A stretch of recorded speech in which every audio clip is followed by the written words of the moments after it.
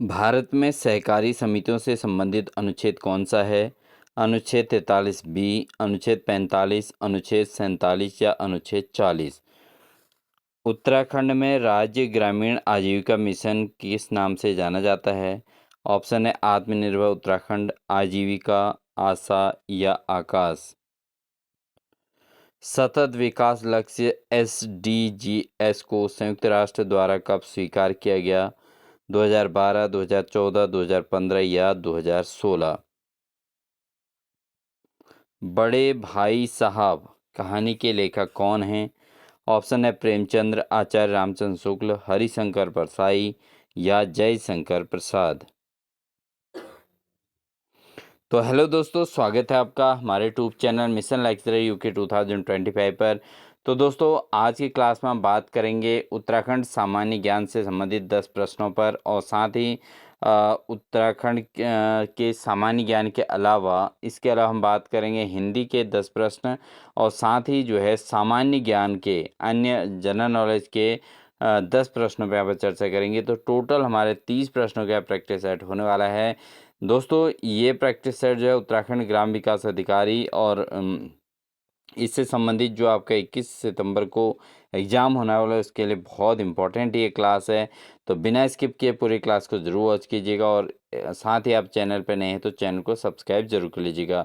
और इस क्लास के अंतर्गत जो 30 क्वेश्चंस हैं दोस्तों, टोटल 30 क्वेश्चंस, आप अपने आप को चेक कीजिए कि आप इस 30 में से कितना स्कोर कर पा रहे हैं।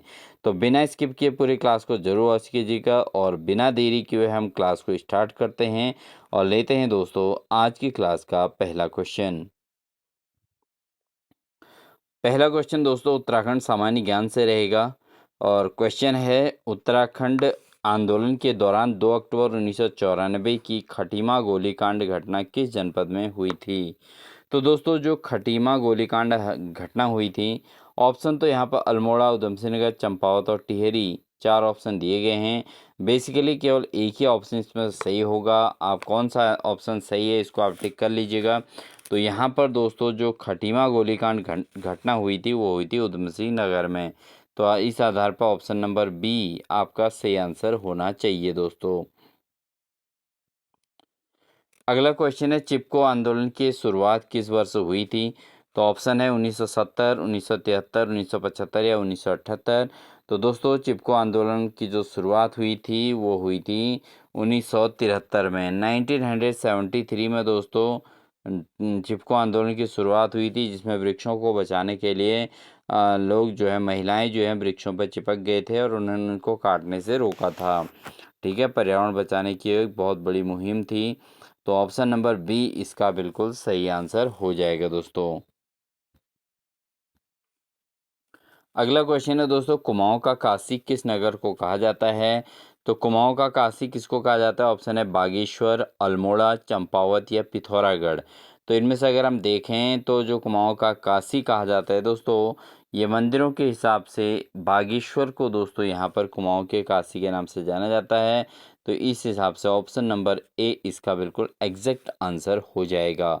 आप अपने आंसर्स को ज़रूर नोटिस कर लीजिएगा, और साथ ही पे अंत में अपने स्कोर ज़रूर कीजिएगा कि आप इसमें कितना स्कोर कर पा रहे हैं, क्योंकि हमने यहाँ पर तीनों सेक्शन से 10-10 क्वेश्चन यहाँ पर क्विज के तौर पर लिए हैं दोस्तों।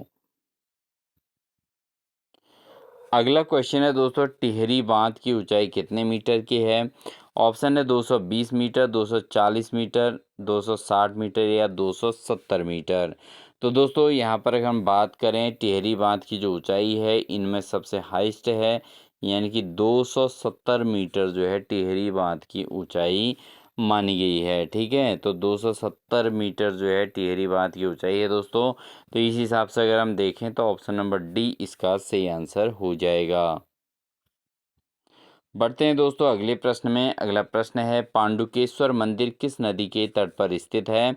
ऑप्शन है मंदाकिनी, भागीरथी, अलकनंदा या धौलीगंगा।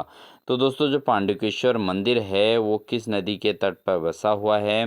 तो इसका सही आंसर आप लोगों ने दे दिया होगा। तो इसका जो सही आंसर है वो है अलकनंदा नदी पर। अलकनंदा नदी के तट तट पर दोस्तों पांडुकेश्वर मंदिर जो है स्थित है, इसलिए ऑप्शन नंबर सी इसका सही आंसर हो जाएगा दोस्तों। बढ़ते हैं दोस्तों अगले प्रश्न की ओर। जौनसार बाबर क्षेत्र किस जनपद में स्थित है? तो ऑप्शन है टिहरी, उत्तरकाशी, देहरादून या चमोली। तो जो जौनसार बाबर क्षेत्र है दोस्तों वो है आपके देहरादून में। कहाँ है? देहरादून में दोस्तों जौनसार बाबर क्षेत्र है। तो ऑप्शन नंबर सी इसका बिल्कुल सही आंसर बनता है। बढ़ते हैं दोस्तों क्वेश्चन नंबर 7 की ओर। उत्तराखंड का कौन सा जनपद दोराहाट ताम्राभरण यानी कांस्य प्रतिमाओं के लिए प्रसिद्ध है? तो कौन सा जनपद जो है दोराहाट ताम्रभरण यानी कांस्य प्रतिमाओं के लिए प्रसिद्ध है? ऑप्शन नंबर ए है चंपावत, दूसरा है अल्मोड़ा, तीसरा है रुद्रप्रयाग, चौथा है टिहरी। तो इस क्वेश्चन का आंसर हम देखें तो दोस्तों यहाँ पर आप देख सकते हैं अल्मोड़ा, क्योंकि दोराहाट जो है अल्मोड़ा जिले के अंतर्गत आता है। तो ये दोराहाट ये ताम्रभरण यानी कि कांस्य प्रतिमाओं के लिए जो है प्रसिद्ध है। तो ये अल्मोड़ा का जो है दोरहाट है। ठीक है दोस्तों, बढ़ते हैं अगले प्रश्न में। क्वेश्चन है दोस्तों टिंचुली महोत्सव कहाँ मनाया जाता है? तो ऑप्शन है उत्तरकाशी, पिथौरागढ़, अल्मोड़ा या नैनीताल। जो टिंचुली महोत्सव मनाया जाता है दोस्तों वो मनाया जाता है आपका पिथौरागढ़ में। कहाँ मनाया जाता है टिंचुली महोत्सव? पिथौरागढ़ में मनाया जाता है दोस्तों।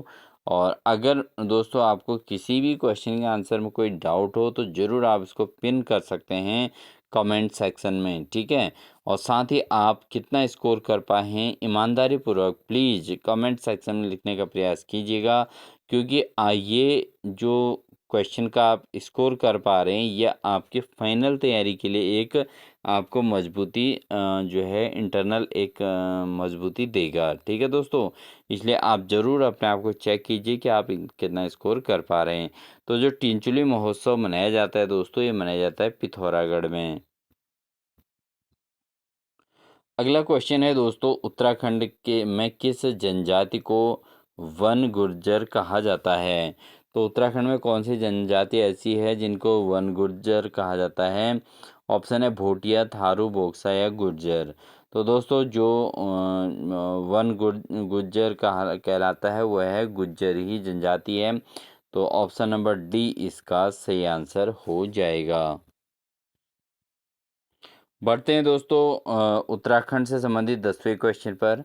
क्वेश्चन है गुलाबी घाघरा किस लोक नृत्य से संबंधित एक पोशाक है? तो गुलाबी घाघरा किससे संबंधित है दोस्तों? ऑप्शन है झोड़ा, चांचरी, थली या छोलिया।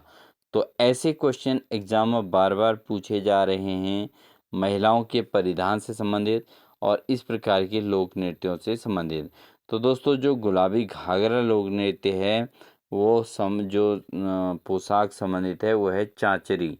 ठीक है, तो जो झोड़े की तरह ही एक चांचरी महोत्सव भी होता है दोस्तों, जो जिसमें जो है गुलाबी घाघरा यहाँ पर महिलाओं द्वारा पहना जाता है। तो ये एक पोशाक के तौर पे जानी जाती है। तो ये चांचरी लोक नृत्य में गुलाबी घाघरा का प्रचलन चला है दोस्तों। तो दोस्तों अब बात करते हैं हम सेक्शन बी की यानी कि भाग 2 की, जिसमें हिंदी भाषा एवं साहित्य से संबंधित हमने 10 क्वेश्चनों को यहाँ पर समावेश किया है।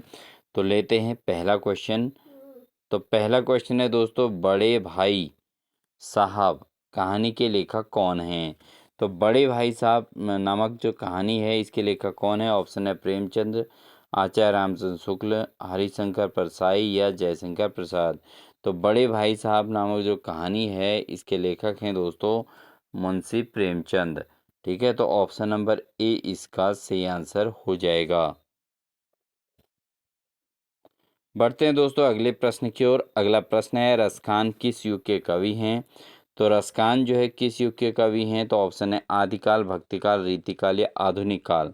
तो रसखान जो कवि हैं दोस्तों वह हैं भक्तिकालीन कवि, क्योंकि इन्होंने अपने कविताओं के अंतर्गत भक्ति को बहुत ज़्यादा महत्व दिया है और भक्ति काल के कवियों के में ये जाने जाते हैं। तो ऑप्शन नंबर बी इसका सही आंसर हो जाएगा। अगला क्वेश्चन है दोस्तों उसने पत्र लिखा इस वाक्य का कर्मवाच्य रूप क्या होगा? तो उसने पत्र लिखा ये वाक्य का कर्मवाच्य रूप क्या होगा? ऑप्शन है पत्र लिखा गया, और दूसरा ऑप्शन है दोस्तों आपका पत्र उसके द्वारा लिखा गया। तीसरा है उसने पत्र लिखाया। चौथा है पत्र को उसने लिखा। तो इस जो पत्र लिखा है इस वाक्य का कर्मवाच्य रूप क्या होगा दोस्तों? तो इसका जो कर्मवाच्य रूप है दोस्तों वो है आपका ऑप्शन नंबर बी, पत्र उसके द्वारा लिखा गया। उसने पत्र लिखा, तो अगर ये जो है उसने पत्र लिखा को अगर किसी और के द्वारा वो किया जाए तो ऐसी स्थिति में वो बताएगा कि पत्र उसके द्वारा लिखा गया। तो ऑप्शन नंबर बी इसका सही हो जाएगा। यही कर्मवाच्य रूप बदलने वाले एग्जाम में बार बार पूछे जाते हैं दोस्तों। अगला क्वेश्चन है दोस्तों, जहाँ चाह वहाँ राह किस अलंकार का उदाहरण है? तो ये एग्जाम्पल बहुत अच्छा एग्जाम्पल है दोस्तों। जहाँ चाह वहाँ राह, यानी जहाँ कर्म करने की इच्छा होती है तो वहाँ परिणाम जरूर निकलता है। तो दोस्तों इसका ये जो अलंकार रिप्रेजेंट कर रहा है जहाँ चाह वहाँ राह, तो दोस्तों ये कर रहा है अनुप्रास अलंकार की ओर को। ठीक है, तो ऑप्शन नंबर ए इसका सही आंसर हो जाएगा। बढ़ते हैं दोस्तों अगले प्रश्न में। हजारों ख्वाहिशें ऐसी किस छंद शैली का उदाहरण है? तो हजारों ख्वाहिशें ऐसी, इसको नोट करिएगा दोस्तों, ये नोट करना बहुत ज़रूरी है। हजारों ख्वाहिशें ऐसी किस छंद के शैली का उदाहरण है? तो दोस्तों हमें ऑप्शन मिले हैं सवैया, रुबाई, गज़ल या दोहा। तो दोस्तों ये जो है हजारों ख्वाहिशें ऐसी, ये जो छंद शैली का उदाहरण है वो है आपका गजल छंद का। ठीक है, किसका उदाहरण है? गजल छंद का उदाहरण है हजारों ख्वाहिशें ऐसी। बढ़ेंगे दोस्तों अगले प्रश्न में। वह पढ़ता भी है और खेलता भी है, इसमें कौन सा समुच्चय है? तो पढ़ता भी है और खेलता भी है, तो इसके संयुक्त रूप में हमें समुच्चय ढूंढना है दोस्तों। ऑप्शन है विकल्प, निषेध, संयोग या कारण। तो दोस्तों वह पढ़ता भी है और खेलता भी है, तो इसमें जो है जो समुच्चय है दोस्तों वो क्या है? वो संयोग की बात है। ठीक है दोस्तों, तो ऑप्शन नंबर सी इसका सही आंसर हो जाएगा।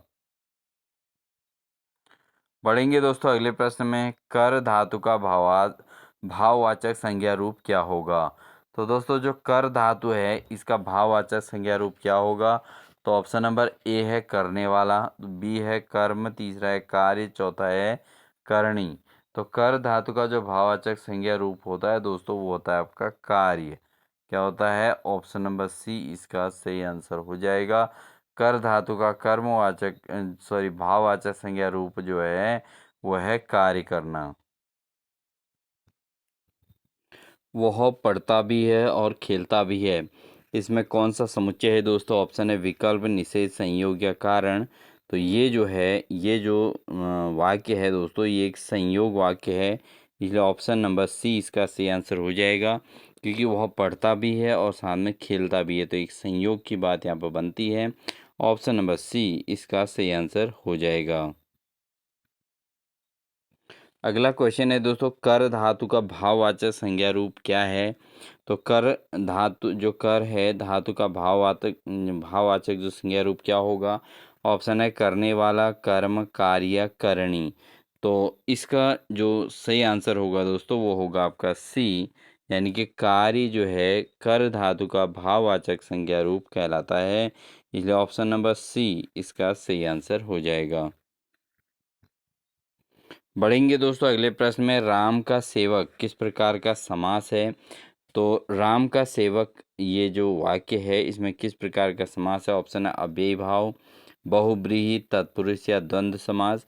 तो राम का सेवक जो है इस वाक्य में दोस्तों तत्पुरुष समास यहाँ पर होगा दोस्तों। ठीक है, तो ऑप्शन नंबर सी इसका सही आंसर हो जाएगा। बढ़ते हैं दोस्तों अगले प्रश्न में। काला अक्षर भैंस बराबर किस अलंकार का उदाहरण है? तो दोस्तों ऑप्शन है उपमा, रूपक, अतिशयोक्ति या श्लेष। तो इसका भी सही आंसर आपने देना है दोस्तों। काला अक्षर भैंस बराबर जो ये अलंकार है ये किसका उदाहरण है? ये है दोस्तों उपमा अलंकार का उदाहरण है। तो इसलिए ऑप्शन नंबर ए इसका सही आंसर हो जाएगा। बढ़ेंगे दोस्तों अगले प्रश्न में। रामायण में कुल कितने कांड हैं? तो ऑप्शन है 5, 6, 7 या 8। तो रामायण के अंतर्गत कुल कितने कांड हैं? तो इसका जो सही आंसर है दोस्तों वह है 7।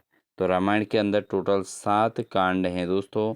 इसलिए ऑप्शन नंबर सी इसका सही आंसर हो जाएगा। तो दोस्तों आप लगातार अपने आप को टेस्ट करते रहिए और साथ ही अपने स्कोर को पूरा 30 में से आप कितना स्कोर कर पाए हैं हमें अपने कमेंट सेक्शन में आपके जवाब ज़रूर चाहिए। बढ़ते हैं अगले प्रश्न में। क्वेश्चन है दोस्तों, ग्रामीण विकास मंत्रालय द्वारा दीनदयाल अंत्योदय योजना कब प्रारंभ की गई थी? तो ग्रामीण विकास मंत्रालय द्वारा जो दीनदयाल अंत्योदय योजना प्रारंभ की गई थी, ऑप्शन है 2012, 2014, 2015 या 2017 में। तो ये जो शुरुआत हुई थी दोस्तों 2015 में। तो दीनदयाल अंत्योदय योजना की शुरुआत हुई थी 2015 में। तो इसलिए ऑप्शन नंबर सी इसका सही आंसर हो जाएगा। बढ़ेंगे दोस्तों अगले प्रश्न में। पंचायती राज प्रणाली का प्रथम बार प्रायोगिक कार्यान्वयन किस राज्य में हुआ था? तो पंचायती राज राज प्रणाली का जो प्रथम जो कार्यान्वयन हुआ था दोस्तों, ऑप्शन है राजस्थान, उत्तर प्रदेश, महाराष्ट्र, बिहार में। तो ये किया गया था दोस्तों राजस्थान के अंतर्गत। तो इसलिए ऑप्शन नंबर ए इसका सही आंसर हो जाएगा। अगला प्रश्न है दोस्तों, भारत में सहकारी समितियों से संबंधित अनुच्छेद कौन सा है? तो भारत के अंतर्गत जो सहकारी समितियों से संबंधित अनुच्छेद है, ऑप्शन है अनुच्छेद 43 बी, अनुच्छेद 45, अनुच्छेद 47 या अनुच्छेद 40। तो सहकारी समितियों से संबंधित जो अनुच्छेद है दोस्तों वह है आपका अनुच्छेद 43 बी। ठीक है, तो ऑप्शन नंबर ए इसका सही आंसर हो जाएगा। क्वेश्चन नंबर 24 है, राष्ट्रीय ग्रामीण स्वास्थ्य मिशन NRHM कब शुरू हुआ था? ऑप्शन है 2002, 2005, 2008 या 2010। तो राष्ट्रीय ग्रामीण स्वास्थ्य मिशन की जो शुरुआत हुई थी दोस्तों ये हुई थी 2005 में। कब हुई थी? 2005 में राष्ट्रीय ग्रामीण स्वास्थ्य मिशन की शुरुआत हुई थी दोस्तों। ऑप्शन नंबर बी इसका सही आंसर हो जाएगा। अगला क्वेश्चन है दोस्तों, क्वेश्चन नंबर 25। उत्तराखंड में राज्य ग्रामीण आजीविका मिशन किस नाम से जाना जाता है? तो उत्तराखंड राज्य के अंतर्गत जो ग्रामीण आजीविका मिशन है इसको किस नाम से जाना जाता है? ऑप्शन है आत्मनिर्भर उत्तराखंड, बी है आजीविका, तीसरा है आशा, चौथा है आकाश। तो उत्तराखंड राज्य में जो ग्रामीण आजीविका मिशन को जाना जाता है दोस्तों वो जाना जाता है आजीविका नाम से। तो ऑप्शन नंबर बी इसका सही आंसर बनेगा। अगला प्रश्न है दोस्तों, प्रधानमंत्री ग्राम सड़क योजना कब शुरू की गई थी? तो प्रधानमंत्री ग्राम सड़क योजना की शुरुआत कब हुई थी? 1999, 2000, 2001 या 2002। तो ये जो शुरुआत की गई थी दोस्तों 2000 में। कब की गई थी? 2000 से दोस्तों प्रधानमंत्री ग्राम सड़क योजना की शुरुआत हुई थी। इसलिए ऑप्शन नंबर बी इसका सही आंसर हो जाएगा दोस्तों। अगला प्रश्न है दोस्तों, भारत में भूदान आंदोलन किसके द्वारा शुरू किया गया था? तो भूदान आंदोलन की जो शुरुआत हुई थी दोस्तों भारत के अंतर्गत किसके द्वारा हुई थी? तो ये की गई थी दोस्तों विनोबा भावे के द्वारा। किसके द्वारा? विनोबा भावे के द्वारा भूदान आंदोलन की शुरुआत की गई थी। इसलिए ऑप्शन नंबर बी इसका सही आंसर हो जाएगा। बढ़ते हैं क्वेश्चन नंबर 28 की ओर। पंचायती राज प्रणाली की अनुशंसा किस समिति ने की थी? तो जो पंचायती राज व्यवस्था है दोस्तों इसकी अनुशंसा किस समिति के द्वारा की गई थी? ऑप्शन है बलवंत राय मेहता समिति, अशोक मेहता समिति, VKR राव समिति या सरकारिता समिति। तो दोस्तों ये जो पंचायती राज प्रणाली की जो अनुशंसा की गई थी दोस्तों ये की गई थी बलवंत राय मेहता समिति के द्वारा। इसलिए ऑप्शन नंबर ए इसका सही आंसर हो जाएगा। बढ़ेंगे दोस्तों अगले प्रश्न में। 29 है, कुपोषण दूर करने हेतु आंगनबाड़ी कार्यक्रम किस योजना के अंतर्गत आता है? तो कुपोषण दूर करने के लिए जो आंगनबाड़ी कार्यक्रम जो प्रारंभ किया गया था दोस्तों, ऑप्शन है ICDS या मनरेगा, आयुष्मान भारत या खाद्य सुरक्षा योजना। तो कुपोषण दूर करने के लिए जो आंगनबाड़ी कार्यक्रम की जो शुरुआत हुई थी दोस्तों, वो की गई थी ICDS के अंतर्गत। तो ऑप्शन नंबर 29 का ए इसका सही आंसर हो जाएगा दोस्तों। बढ़ते हैं दोस्तों आज की क्लास के अंतिम क्वेश्चन की ओर। सतत विकास लक्ष्य, जो सतत विकास लक्ष्य है दोस्तों, SDGs को संयुक्त राष्ट्र द्वारा कब स्वीकार किया गया? तो SDGs यानी सतत विकास लक्ष्य जो है, इसको जो संयुक्त राष्ट्र द्वारा स्वीकार किया गया था, ऑप्शन है 2012, 2014, 2015 या 2016। तो ये जो स्वीकार किया गया था दोस्तों, 2015 के अंतर्गत स्वीकार किया गया था। तो इसका ऑप्शन नंबर सी आपका सही आंसर होना चाहिए। तो दोस्तों ज़रूर आपने इस क्वेश्चन पेपर को जो है चेक ज़रूर किया होगा, और हमारे आंसर देने से पूर्व आपने अपने ओर से प्रयास ज़रूर किए होंगे। आई होप आपका स्कोर 30 में से एटलीस्ट जो है 25 प्लस रहना चाहिए, अगर आपकी एक अच्छी प्रिपरेशन हो चुकी है। तो दोस्तों अगर आपने इसका सही आंसर चेक किए हैं तो एटलीस्ट कमेंट सेक्शन में आप अपना आंसर ज़रूर दीजिएगा, जो आपकी प्रिपरेशन को रिप्रेजेंट करेगा। और साथ ही आपके इससे हमें मोटिवेशन मिलेगा, लगातार आपको हमारी ऐसी क्लासेस मिलती रहेंगी। तो बिना स्किप किए पूरी क्लासों को ज़रूर वॉच कीजिएगा और अपनी तैयारी को मजबूती दीजिएगा।